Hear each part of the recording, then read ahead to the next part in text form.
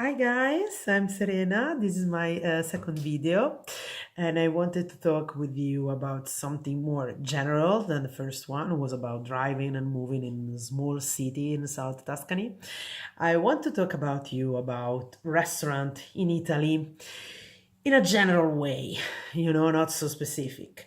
There's amazing video on this topic on YouTube already, and I wanted just to tell you a few more things about the first argument is the hour of the restaurant. I have lots of clients who are surprised and puzzled and even sometimes upset when they are they have a hunger, and they are not able to find a place open. About the fact that in Italy the restaurant have hours. Yes, because in Italy, nobody will go for a meal between, let's say, 2:30 p.m. to 7:30 p.m. A lunch at 3:30 p.m. is considered a very late stuff. And a dinner before 7:30 p.m. is considered something old people do because they are sick, basically. Mostly we have breakfast in the morning, lunch between noon and 2 p.m. and dinner between 7:30 p.m. and 9:30 p.m. And it's very rare that you have one of the meal very far from this range of time. Basically, it happens with people like me who work with making making other people lunches. So sometimes I have lunch at 3:30 or 4 p.m. But when I go home and tell to my grandma, for example, she look at me and she tell, "That is bad for your health, young lady. You should stop that." Because we care a lot for food. We will talk about this topic. So I want to talk about this topic so much that I won't tell anything else now. But Italians care for food is really, and for that we care for meals a lot and for the time we spend on the table. And this is the reason why you find our opening of in the shop so strange. I have clients who tell me, in Italy you do siesta. And I'm like, in Italy we don't do siesta. Who told you that? Ah, your shops are closed between 1 p.m. and 4 p.m. That's because you do fiesta. No, this is our long lunch break. For an Italian, be forced to eat a salad in front of the computer while he's working is really a bad thing. It's a wrong. It's something you will remember about and you will be offended about. Because for us, why when we eat, we don't have master. Like the dog. In Italy, we tell like the dog don't have master when they eat. Italians are the same.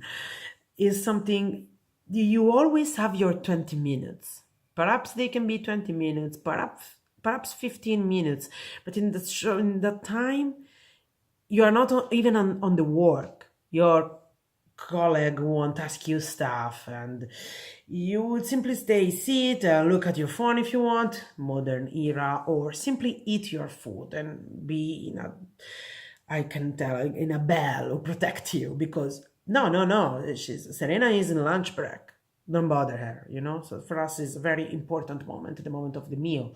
And since it's important, it's for that dinner is so important for Italian because dinner is when the family is reunited because not many people are working in dinner. So it's the most important meal because the family is reunited. And this is the reason why we can stay on the table of a restaurant for long hour.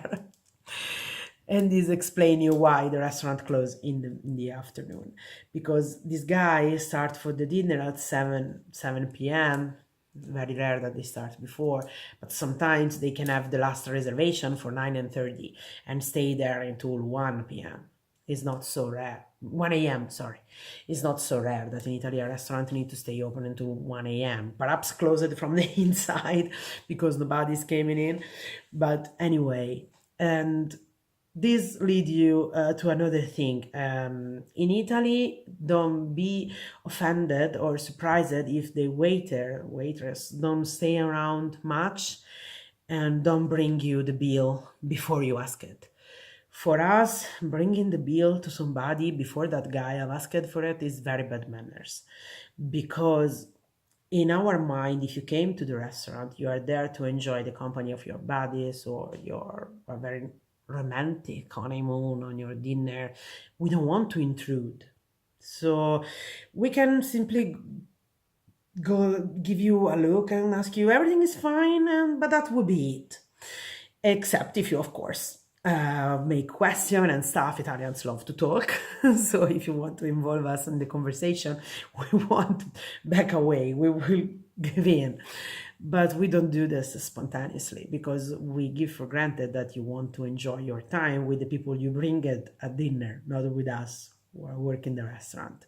Same reason why we never will bring you the bill before you have asked for it, because if I go in a restaurant and I'm sit down, even if I have finished the food and wine, and I'm simply sit down and talking with my friend, and somebody's bringing me the bill I've not asked for, I will be like, you are kicking me out? I will be offended for real. So for us, it's very bad manners to do something like that because, again, you need time to relax. Second matter, the bread. If you came in Italy, you know already to not tip in Italy. We are happy if you tip, not for the money. Of course, we don't expect more than change, like €1, €2, because waiter and waiters are already paid for. But we are happy because tip means I was very fine here tonight because you give us a very good service, and of course we are proud of it. It's our job. But because there is this voice in the Italian restaurant who is service, where there is the waiter, salary, and the washing of the tablecloth and stuff, and bread. Bread is so important that if you came in Italy 20 years ago, the voice service was almost always pane e coperto. Coperto is the washing of the tablecloth and plates and stuff, and pane, bread. Think about this. The restaurant have this like preordinated stuff, like you have tax on gasoline, when you buy gasoline, there's not even right that there is tax on it because it's given for granted. And the same thing is for our meals. If you go to the restaurant, we don't even consider the existence of a meal without bread. This is the reason why you should be very free to ask for more bread if you want, because it's considered in the things, and because bread is not for free, but included with the salary of your waiter and your service, so silvery and tablecloth and stuff.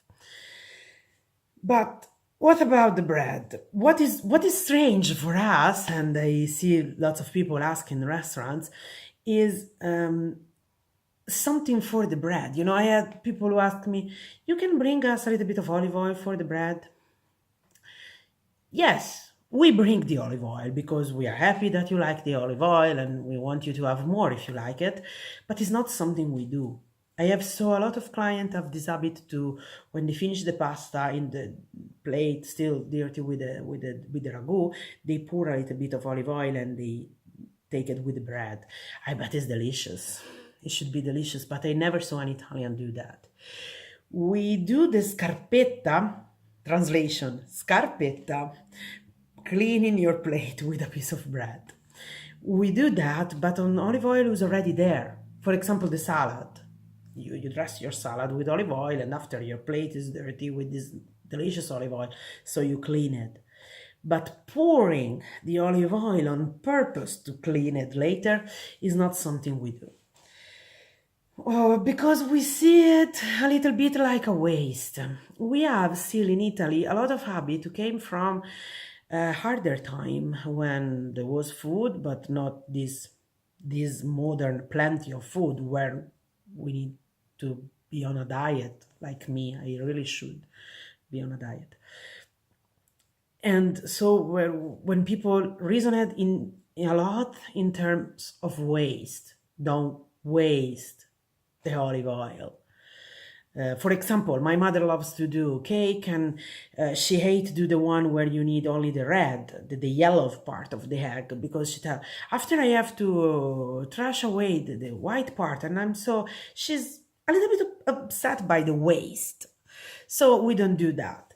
The only time of the year where we eat bread only on the purpose to eat bread with olive oil, only because is when the olive oil is new. Another quick thing you probably know, olive oil is not to be aged. Olive oil is to be used in the year of the production. So 2017 olive oil is to be eaten in the 2018 year. Later it will be too old. You can use it for cooking, but it's not so good to be eaten like we tell in Italy, a crudo. A crudo means the olive oil without cooking. It's the one you put on your salad or you put on your bread, a crudo. And this is the bread with the olive oil, which have tons of name in Italian because it's bruschetta, not bruschetta. Bruschetta doesn't exist. Or what else? Fettunta. In Florence they call it fettunta, which we can translate with like grazy slice. More or less, this is the translation. And what else? So bruschetta, fettunta, crostino. In Siena we tell crostino. This is something we do between November and Christmas because it's for tasting the new olive oil. So the family sit on the table, the olive oil is good this year, is better of the other year. No, the other year was better and stuff. After we stop to do this because we just use the olive oil regularly for cooking. That's it. So when you are in a restaurant, you want to taste the olive oil, please do ask to your waiter. They will bring it to you. But don't be surprised with the fellow if you look puzzled, because especially if you are out of the normal, of the most used touristic roads, the guy can be a little bit surprised. He can be very surprised if you ask for butter in the center south of Italy. Strange to tell, in Tuscany, butter is still considered a little bit exotic. You know, my mother, she's born in 1955, so not in another world, but she tasted butter for the first time when she was 12. Because before, whatever butter can do was do it by olive oil around here, even frying. Now we don't fry anymore with olive oil. It's very rare, except in very luxurious moment, because it's considered a waste. We use seed star peanut oil like normal people. But you can even do cakes, pies with olive oil in place of butter. Butter is something they have in the north of Italy, in the Alps. They have amazing butters, and then you can try it. But from southern than Bologna, if not even southern than Milan, olive oil is the crazy thing. Butter is something we buy for. I have to, you know, like I have to do a cake. Buy me the butter, please, because perhaps there's not even butter in the house if you don't go buy it. Olive oil, there's always olive oil around. And sometimes you don't even go to the supermarket. You have perhaps a friend with some olive tree, and you can go there and buy the huge ton, like 14 kilos of olive oil for the year. So again, and my advice is first try the bread alone, because going back to the bread, bread is not, it don't came with an ointment per se, because bread is meant for what you're eating, you know? The question, bring me some olive oil for the bread. Yes, I do, but when you try Italian bread, remember that bread is made to be eaten with what you have ordered. So the true experience, let's say so, is to eat the bread alone with your course, not to have something for the bread. It's the bread who's for what you are eating. I hope you understand. I have few things more to tell about food, like the strange meat we eat in Tuscany and why we do, like quaglia, piccione, and stuff like that. And in the next video, I really cannot be short. This one is too long. I hope you enjoy it. Bye bye.